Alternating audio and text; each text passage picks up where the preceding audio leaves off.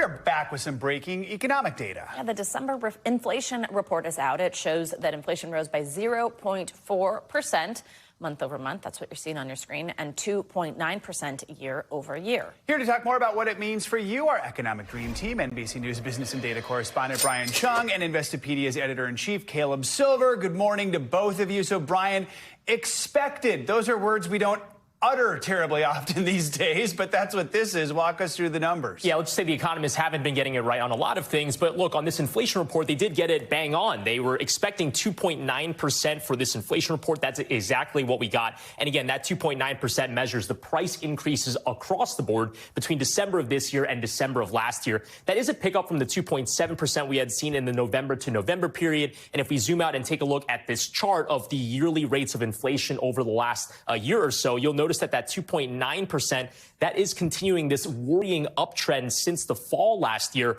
of the rate of inflation after what was a market progress in the spring to summer months of last year. So again, inflation, we want this number to go down. It has not been doing that over the last few months. That's certainly something that those over at the Federal Reserve, which have been trying to keep interest rates high, they've started to cut interest rates now. They're probably looking at this and saying, you know what, maybe we should hold pause right here. Absolutely. That's something we'll get into a little bit more in a second. Caleb, this is always important, always indicative of the state of our economy. But right now, it's particularly of note because this is the final indication we're going to get of President Biden's term. What's your reaction to it, and how does this set up President Trump? Yeah, we're stuck here, as Brian says. We've been in that 2 to 7 to 3% range for several months now, and the Federal Reserve wants inflation down around the 2% range. I don't know if we'll ever get there, and consumers don't think that's going to happen either. When you look at consumers' expectations for inflation, they're expecting a 3% rate annually every year for the next 5 to 10 years. So people are getting used to high prices, and it's hard to get prices to come down, especially for groceries,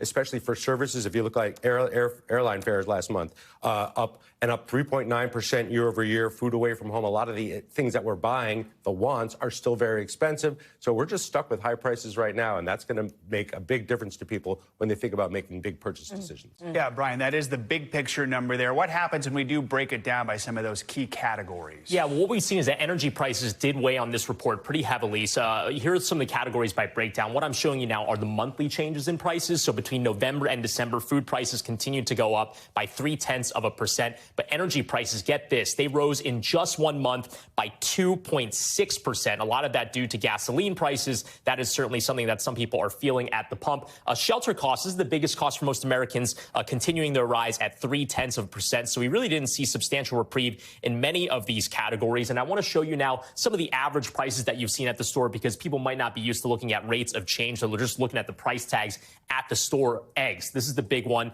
Now we're comparing year over year, December of last year to December of 2024, just a month ago. But egg prices are up to $4.15 a dozen. A lot of that due to bird flu, which has really ravished a lot of birds that would produce otherwise more eggs. Milk costs are up as well.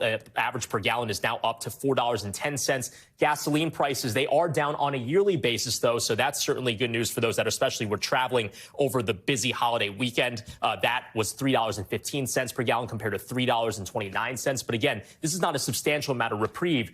Things across the board remain expensive. Yeah, absolutely. Caleb, quickly, you've both invoked the Fed. Tell us, what might this mean when we talk about interest rates? I mean, they're meeting in 14 days, 5 hours and 15 minutes, and they're probably not going to change interest rates. We went into 2025 thinking there might be several interest rate cuts. There might only be 2 little baby cuts this year of a quarter point each. Get used to rates around the 4.25% to 4.5% range. That's kind of where we're going to be. 4%, which means high mortgage rates, high credit card APRs, high car loans, et cetera. We're in a high rate environment.